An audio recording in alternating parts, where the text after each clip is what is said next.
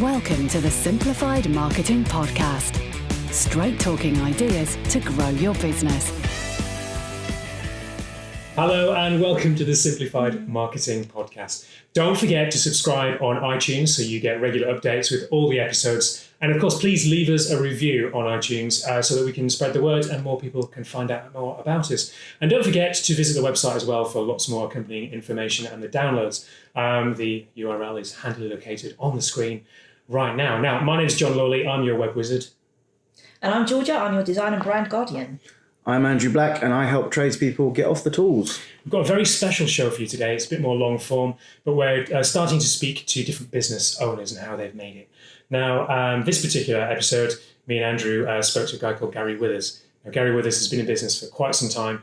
And Andrew, tell us a bit more about Gary. Yeah, so I've known Gary for the last 4 or 5 years and he runs an air conditioning company up in Welwyn Garden City. He's actually been in business for the last 20 years, which is maybe for a lot of the people that I know is a long period of time. You see a lot of companies come in and go out. He's survived the 2008 recession, which is one of the points he mentions in the podcast. Really good getting to know him and some fantastic points, fantastic takeaways. One of the things I think to listen out for is Gary comes up with at least 2, I think, really pertinent points for business owners or people on the tools within a business. And one of those is to put those tools away.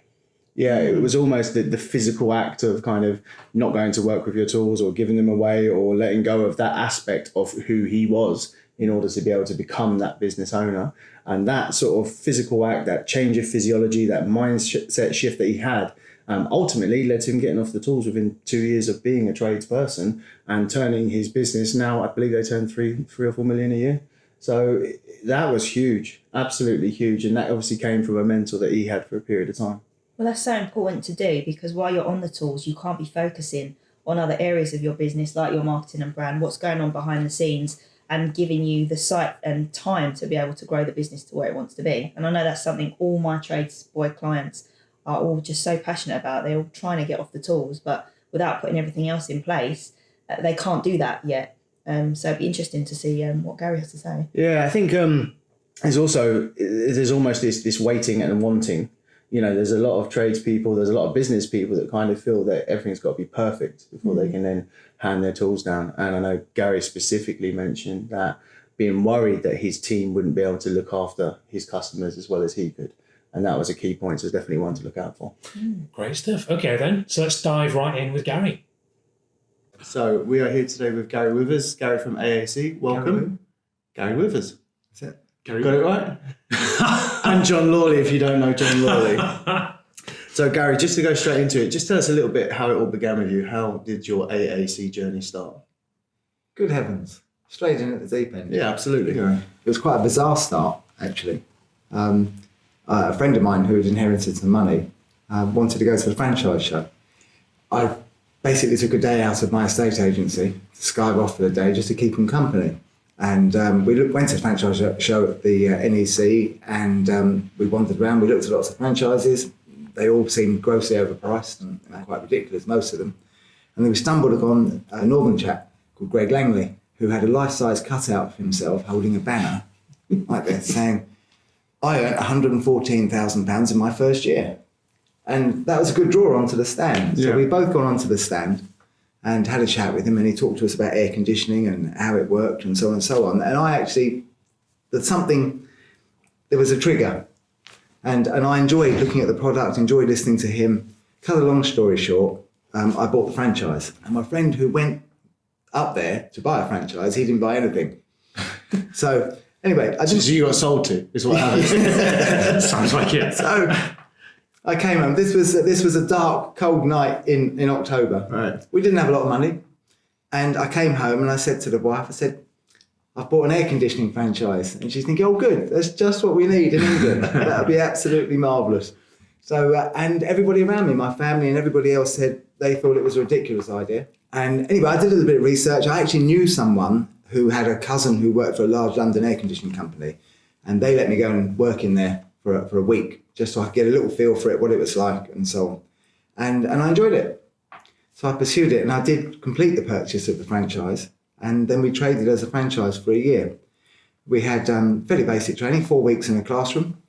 Then we went out and started installing air conditioning. Was that scary, or was that? How did that work? It was quite scary. We're installing it. Installing air conditioning and fixing air conditioning are two totally different things. Fixing air conditioning, you really do need to understand it. Installing it, you need to be able to read the instructions and know how to use a drill and a spirit level. So it's relatively straightforward. You need to be able to run a business, which I could already do. You need to be able to sell, which I could already do. So it was all systems go. And of course it was scary to start. That first time you're drilling a big hole through someone's wall. And you think, What could go wrong? What could possibly go wrong? Absolutely. And so it kind of went for there. And I did 2 years on tools myself. So I did the selling, I did the books, I did all the installations, I did everything myself. I called in a bit of muscle when I needed a second pair of hands to lift units up and so on. Did that for 2 years and made good wages from doing it.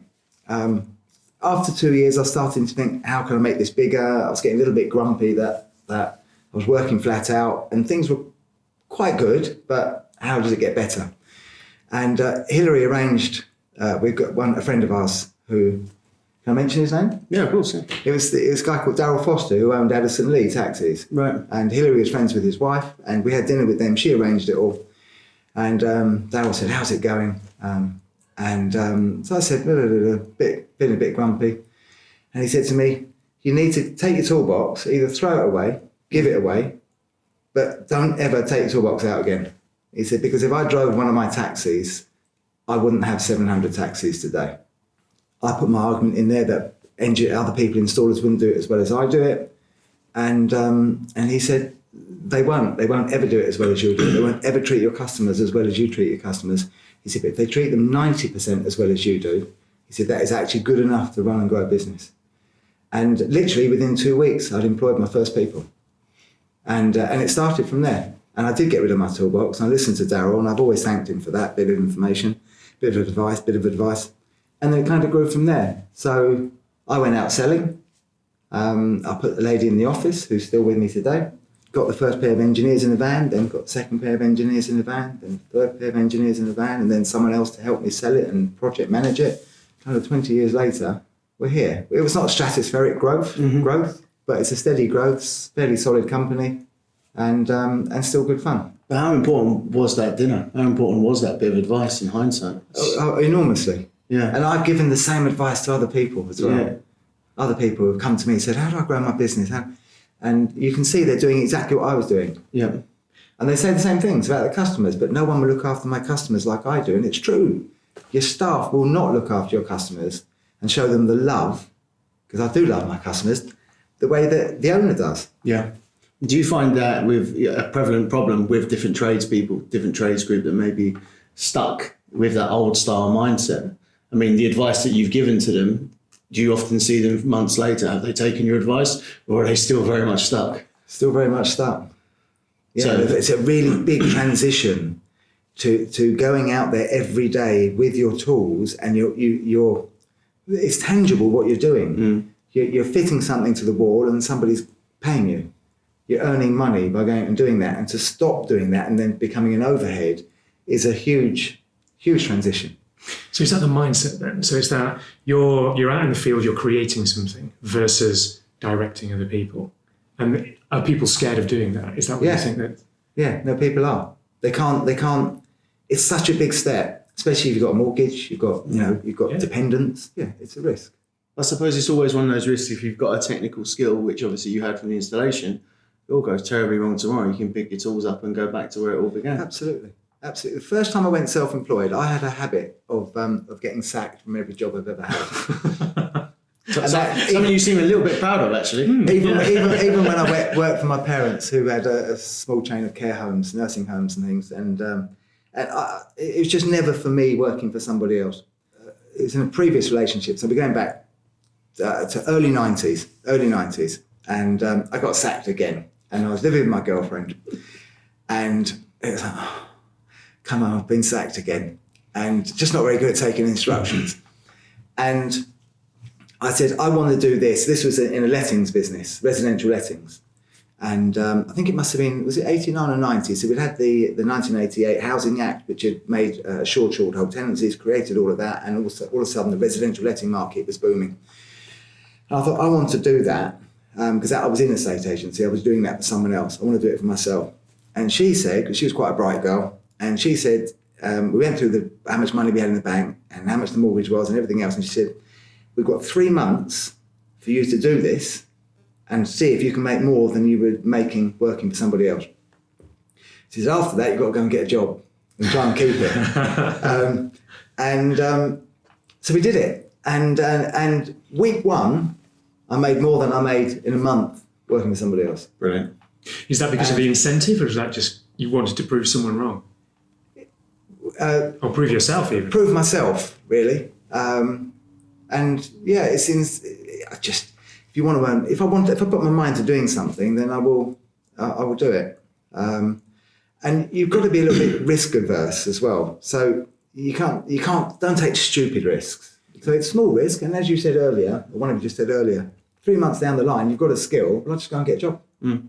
But one of the differences you mentioned there is having that kind of balance in terms of someone to look at the numbers and do the numbers and have those targets and be very realistic with it. I think when you're a little bit younger, a lot of the times people go, yep, I'm going to do it, and don't really have an idea that they have got a month's worth of money or 3 months worth of money.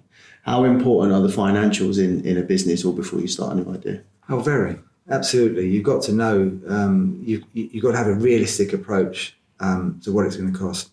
I had a friend of mine recently, this is current, I won't say any names, it is current, and he's thinking about changing his business. He's had enough of what he's doing, wants to do something else. And he's incredibly skilled at his business, what he does, but his business head, I don't think he's a businessman. He's run a business, but he's not a true businessman, I don't think. He's just been very successful at doing that business. He's been involved in it and still manufacturing it himself and so on the shop floor, basically. And he wants to go off to something else. And the risks of getting rid of one business and starting something else, but you've got no knowledge of the other business and you've got a family, you've got a mortgage. You have to know that there's enough money to do it. It doesn't have to be loads, you've got to have enough money to survive for a period of time. Yeah. In some ways, when I started the air conditioning, I was lucky because I had 2 estate agency offices, which I used to earn pretty much jack all from. That was really, I was not very good at being an estate agent. Yeah. Well, to go back onto the air conditioning, you've been doing that for now 20 years. How has AAC maybe diversified its products or gone and done other bits and pieces? We've still been very strong with our core business of air conditioning. We diversified. Not everything's rosy, not everything's been good. We diversified into plumbing, it's a harder business. And air conditioning is still seen as very niche. Even on sites that we're on, we're still viewed as a specialist, a little bit like AV companies and people like that, or controls companies. We're the specialists. You get the main trades, the plumbers, the electricians and so on. That, rightly or wrongly, and I'm not going to say, but they're viewed sort of the next step down the ladder to the specialist. So when we got into plumbing, plumbing and heating, we ended up being a bit more mainstream, which was a bit of a culture shock. And we're up against a lot of one-man bands who can be cheaper than us. So it's a constant battle about price. Everyone in the nation knows a plumber. Yeah. Everyone knows an electrician. But how many people know an air conditioning contractor? They don't. So we've moved a little bit more into, on that side of the business, we moved a bit more into doing renewables, so air source heat pumps, a bit of solar PV and stuff. Obviously solar PV got killed a few years ago when the government removed all the tariffs or reduced all the tariffs. Air source heat pumps, again, it's a bit niche. A lot of the one-man band plumbers, heating engineers, I should say, are scared by it. It is a lot more complicated than fitting a gas boiler on the wall. Yeah. So we do a bit of that. But and then we've got an electrical side as well, which again suffers the same problems as the plumbing side. Yeah. We do stuff, we work for companies where they want a company with an infrastructure to do a lot of their maintenance and testing and Have you had to diversify into different areas in order to sell a main product, if you like? No, I'll tell you why we diversified. We diversified in 2008 or 2008 when the recession hit. We felt the recession at the end of 2008. It started. We didn't have such a thing as bad months, and then we had a bad month, strangely, just as I completed on a brand new building, it was just as I exchanged on a brand new building, we had a bad month. I thought, that's odd, we had a bad month. And then we had another, and then we had years of bad months because the recession kicked in. And air conditioning being a luxury product was the first thing to get crossed off. You've got to have you've got to have the electrics, you've got to have the lights, you've got to have the data, you've got to have your toilets, you've got to have your heating. Mm-hmm. But air conditioning was crossed off. So the air conditioning industry got hit really hard. I'm not saying the others didn't, but it got hit harder because the luxury product was taken away. And although air conditioning is still seen as a niche, do you think it's a lot more affordable or popular these days? Definitely down south, definitely in the London areas. Yeah. Definitely. We're noticing, when we're based in Welwyn Garden City, so in Hertfordshire, and most of our work is from us down to the Thames. It's to the Thames by choice, really, because you're either from North London or you're from South London, and you don't like crossing over. It's just one of those things. So we basically go to the Thames. Logistically, it's sensible for us to stay this side of the Thames, but most of our work is south of us down to the Thames. So it's a London thing, particularly on the residential market. Saying that, last year 2018, when it was really hot, we had extreme heat. The market for air conditioning, domestic residential air conditioning in Hertfordshire increased. It's still a tiny percentage of what we do. Right. But we are starting to do jobs around Hertfordshire. And given the competition with electrics and gas and heating, is your focus on the next couple of years to very much build that domestic market in air conditioning? Yes, definitely. We're always trying to drive that forward market. We've been in it for 20 years, so we've got a good, strong reputation, and it's built on referrals. It's built on referrals. Do you think, you mentioned the solar panels and the renewable energy and so on, do you think the government's doing enough to either give information to the end user or to support companies in terms of installations or tariffs or so on? No, not really. I don't think they're not doing enough. They're not doing enough. The solar industry, yes, I understand they had to cut the tariff, but to decimate it the way they've done it, to destroy the industry, there's no incentive. I mean, we're installing PV every week, but it's normally where planning constraints have said that there's got to be PV on a block of flats to do the landlord's areas. There's got to be something. You mentioned word of mouth and you mentioned referrals. How important has B&I as an organisation been to you and your company? It's been very good. It's a funny story because it's 19 years ago, I joined a small B&I group, and it was a starter group, and it's very small, 15 people or so. And we made some good money for it for 2 years. But it was at that point where I was getting busier, and then I left. And then 4 years ago, I came to Fortune, B&I Fortune. A friend of mine asked me to come along because obviously you get brownie points for bringing a visitor along. And I said, I've been to B&I, I'm not doing it. I'll come as a visitor. You buy me breakfast, everything's fine. And as you know, I joined on that day. I applied and paid at the end of the meeting. Yeah, it's such a good chapter. And I thought, do you know what? This is in our core area for residential air conditioning. And what can go wrong? And it hasn't. No. No, it's been really, really good for us, as you know. I think we've put a lot into the chapter, and we've had a lot out. Just as an aside, and obviously as someone who's had a lot of success within business, because you just talked about two things there, which have been almost on an impulse. Franchise, first of all, and then I'm here. This seems good. I'm going to sign up straight away. How important is it to take that kind of leap of faith, if you like? Were they? I mean, they seemed like impulses the ways you've described them. Were they? First of all, but I mean, I think you're not afraid to try something out. There's some people that will do loads of research on things, and no, I'm not like that. And at the end of the day, let's go to B&I because that's the easiest one. It was a 700-800 quid spend. Mm-hmm. Well, the chances are I would have got one order, which would have given me that 700-800 quid back. The chances are I would have done that, one or two orders. And so it wasn't a big risk. It was my time, committing my time to going every Tuesday morning and then doing all of that. That was the risk. It's not a big decision. The franchise was a bit of a different one because we didn't, money was a lot tighter, and I'd only gone to keep my pal company for the day to the franchise show. I hadn't gone with any intention of buying anything. It was just to keep him company. And So that was met with a lot more resistance to me joining BNI by the family, Fair and by enough. the wife, and so on. So Fair enough, but that the impulse, yes, it's sometimes taking a chance. Yeah, when I met this fellow, as I said to you, Greg Langley, he talked about I quizzed him about margins and how long things took and everything else, and he said, look, could you install that on the wall and put pipework like that and do that? And I'm thinking, I could do that. And then he talked about margins and everything. And I then went away and confirmed those margins myself and did my own inquiries, obviously. They weren't extensive. I spoke to a few people, and obviously I got a bit of help from this large London company where I was introduced to a pal of mine's cousin. And he confirmed those margins. I then spoke to some of his project managers, and they kind of confirmed the margins. And I'm thinking, they sound like quite good margins to me. Good work. And it doesn't look that difficult. And I know my network was already quite big. My personal network was quite big, having been in a estate agency for 10 years, I think, at that stage. But the franchise was quite cheap also, so that made it a little bit easier. So a lot of the franchises there were pay us £60,000, and if you work really hard, you can earn £30,000. Yeah. Didn't seem to make a lot of sense. At that time, the franchise was £14,000 because it was a new franchise, and he just wanted to get franchisees in.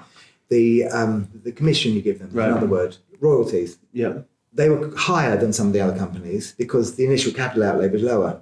It was a 5-year contract. As luck would have it, the franchisor went under after a year, so I was on my own. So whilst I wouldn't obviously wish that on anybody, and he restarted under a new name and he's still trading today, but it was that was quite convenient in a way because I got out of the contract after a year and I could then carry on sailing my ship on my own, which is good. In other words, you learnt enough. Yeah, definitely. I realised that after 6 months that I kind of didn't really need them. Yeah. And then you think, I've got another 4.5 years of paying them the percentage of my turnover. But so there is a bit of luck involved, obviously. I kind of think I know the answer to this question already, but I want everyone else to know, is who are the worst trades to work with? Oh, plumbers. That was really quick as well. Okay, you got sort of an emotional response to that as well. So when you work with these guys on some of the private projects that you do, what are your major frustrations with some of the one-man bands or two-man bands? Whether it's just plumbing or just across the board? Across the board is communication. Communication with one-man bands is tragic most of the time. Particularly plumbers. Plumbers do seem to be the worst out of the bunch for some reason. I don't know why. Electricians are okay. Yeah. But all of the trades, the carpenters and the roofers and everybody else, if it is a one-man band, the biggest problem is communication. And then followed by communication. Yeah. Oh, well, look, a little quick fire round here. So, Italy or Spain? I prefer Spain. Tea or coffee? Coffee. Football or rugby? Oh, don't like either. Labour or Conservative? Conservative. Plumbers or electricians? Electricians. Blondes or brunettes? Oh, blondes. Red or white wine? White, currently. And Bentleys or Rolls Royce? Rolls Royce. Rolls Royce. Is that right? Yeah. So your next car? That's the target. I'd love a Rolls Royce one day. Okay, so just to go on to something that you spoke about BNI Can I talk recently. about Rolls Royces? You can, of course, can. Yeah. Momentarily. Go for it. When I was at school, I had a friend whose dad was wealthy and proper East End hard lad, Cockney. And in 1976, he bought a brand new white Rolls Royce, P-Reg, I remember it. And we went out in it one day. He was dropping me home from his house, and that was it. And having the spirit of ecstasy at the end of the bonnet, going as you go around the corners, thinking, I have to have one of these. And that was when I fell in love with Rolls Royces. And I love them till today. Isn't it funny how all the memories, there's always some sort of like an emotional trigger. Yeah. And it kind of drives a lot of the things we do, our choices we make, ambitions that we have. So that was it, Rolls Royce. No, absolutely. Well, look, just to go back to a presentation you did at BNI a little while ago, you do quite a lot of work with Cherry Lodge at the moment. So do you just want to talk about your involvement with that charity? Yeah, so Cherry Lodge Cancer Care in Union Street in Barnet. Small, very small cancer charity that provide a lovely caring service to people who've been diagnosed with any form of cancer, to them, to their families, to their carers, whoever. But it is a very small charity. As you know, I was diagnosed 5 years ago with prostate cancer. I was lucky that I picked the surgeon that I wanted to go and see, and I had faith and trust in him. And we decided to go through active surveillance they called it. So we're just going to watch it for 5 years. Well, we're going to watch it. We'll go in every 6 months and we'll watch it. We do blood tests and examinations every 6 months just to keep an eye on what it's doing. And he said, if you're lucky, you might get 15 years before we've got to do anything. And if you're unlucky, we'll have to do something sooner. He said, but we're seeing you every 6 months, we shouldn't, there's no guarantees with this, but we shouldn't get caught out. So, and that's what we did. And I got 5 years before it suddenly started to get worse and grow, and the readings went up and the tumours got bigger and so on. So we had to go in and do something about it. And then I chose to go in and have brachytherapy, which is radioactive seeds in your prostate, because that was the least damaging to your urinary functions and continence and erectile function. Fair enough. Which at 55 is still quite, 56 is still quite important. It's good to know. Yeah. So it's the least damaging for those things. So I had that treatment, but Cherry Lodge, whilst I kind of had already organised it all and knew what I was doing, bless her, lovely Yvonne from Cherry Lodge, she said, you must come and see our cancer nurse. And I'm thinking, no, I don't need to, because I know what I'm doing, and let someone else who's more needy than me. And she said, no, you've had a diagnosis, so you are the same as everybody else.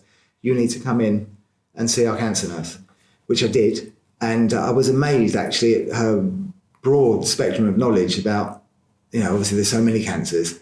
Prostate cancer is all right, it's probably one of the more common ones. I had a really, really interesting hour with her, and she was so nice and calming and reassuring, and she liked the choices I'd made, and she felt they were the right choices. The message is really that, guys, over 40, you need to just be getting your PSA test done. And you go to a GP, a lot of the time your GP will, depending which GP you've got, will talk you out of it. He'll say, have you got any symptoms? You go, no. And you go, well, you don't need it then. And that's just saved them a load of money. Right. That's not right. I'm telling you, I had no symptoms whatsoever. None. Get over it. Get over the embarrassment. Go and get a PSA test done. And if you can get a little examination done as well, I'd recommend it as well. And part of the support of Cherry Lodge, you're running the London Marathon. Yeah. Oh God. Yeah. I am. Yeah. When does training start, or how ready are you?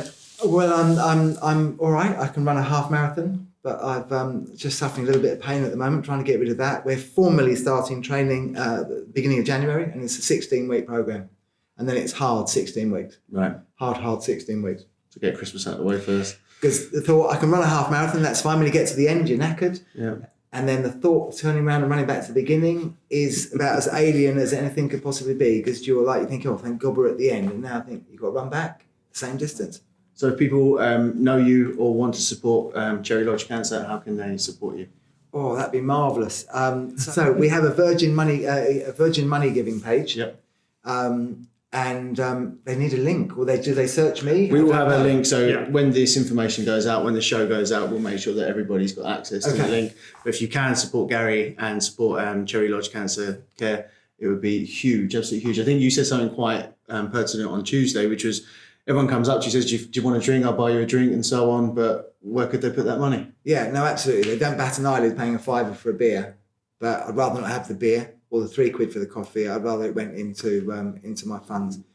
That'd be really, really helpful. Fantastic. There's a £5,000 target. £5,000 target. We'll smash it. Absolutely. Hopefully. Yeah, we're only just into it. It's only been up for a couple of weeks now. We're just under £1,000 at the moment. Brilliant. But so I'm hopeful. I'm going to hit all of my suppliers.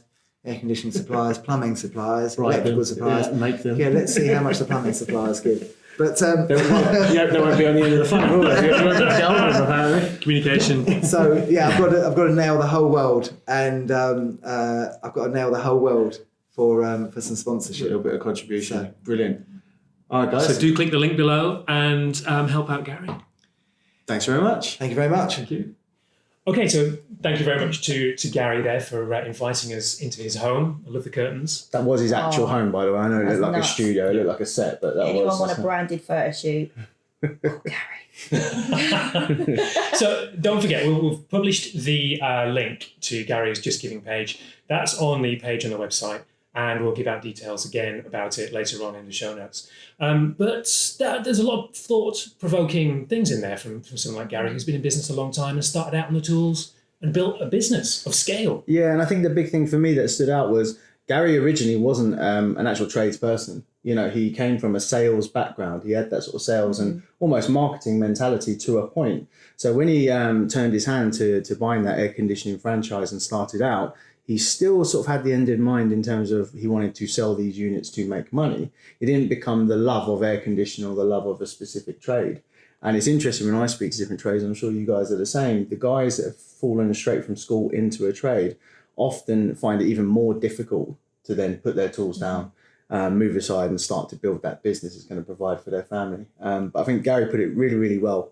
And it's just, you know, as he mentioned, he went back and spoke to trades afterwards to see if they had made the step. And it's so difficult. So do reach out to Gary if you're part of his BNI network or you know him, do reach out to one of us. It's so important, but so necessary, that step. I'd love to know from your perspective though as well, what was your turning point when you, and what happened to suddenly make you aware that actually I need to get off the tools to be able to grow my business to what it was? I think for me personally, and it's why I kind of go back and I'm quite interested to do some more research on it, was I got into gas engineering because of the 2008 recession. So in sort of 2006, 2007, I started to retrain and then I made the jump. Heating is a recession-proof business. But I never sort of became a gas engineer, heating engineer, plumber because of my love of that particular trade. You don't love boilers? I don't love boilers. I know. But to be fair, there's guys out there that do. They're passionate about their industry and that's great. That's fantastic. There's no issue. Yeah. So I suppose for me, to separate, I do a lot of personal development, business development, but my business skill, I could kind of turn to whatever industry. It wouldn't matter. So for me, it was a case of, right, I'm enjoying the trade at the moment. I'm getting somewhere. I'm learning things all the time. But once, I think it's 10,000 hours, isn't it? 10,000 hours working 40 hours a week, 5 years, you get to that point where it's like, well, I'm not passionate about this industry anymore. What I became passionate about was the apprentices I was with, the guys I was with, the business partners I was working with, developing the brand and all the other aspects of the business. So for me, I was very motivated to train these guys up because I saw them as better engineers than I would ever be. What did you think? Because he made some really quite interesting points when he was saying that, I can't go off the tools because, any staff member is, or, anyone below me is never going to love my clients as much as I do or provide as good a service, which is obviously seems to be the main bone of contention there. I mean, obviously no one is, are they? I don't think anyone is. And again, it goes back to this perfection idea that I give my customers 10 out of 10. You may well do as an individual, but human expectation and the way most customers are is they probably expect 7.5 or 8 out of 10. That's their expectations. So if you can train people up and you've got the relevant systems, processes in place to ensure that the service or product you provide delivers a 9 out of 10, even though it's not as good as your perfect 10 out of 10, you're still exceeding customer expectations. And I guess that comes from not only leading by example, but using people like yourself and coaches, because even though you could be great at doing whatever skill it is, carpentry, plumbing, etc., training other people isn't necessarily a skill everybody has. And to be able to help implement that to a wide range of ages, different skill sets of people that are coming into your business, like to get some help to do that as well can be something that can be a real game changer, I guess. And we saw that with Marvel. We saw a different sort of generation of engineers that would love the job but didn't really enjoy taking the apprentices out, or enjoyed taking the apprentices out but actually weren't letting them do anything. So it's about being very realistic with your own skill set and the skill set of the individuals you've got working with them. Otherwise, people just won't develop and then they'll get unhappy and then they'll leave. Well, let's leave it on more of a positive note. I thought that... Sorry. But if you do it right, they'll stay forever and make you loads and loads of money. Then you can have days off, spend time with the family, save your marriage, go on holiday. Why not buy a new car? Good enough? Perfectly put. And in 10 seconds.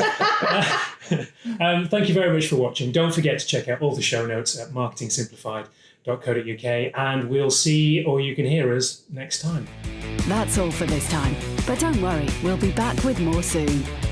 Stay tuned for new episodes at marketingsimplified.co.uk.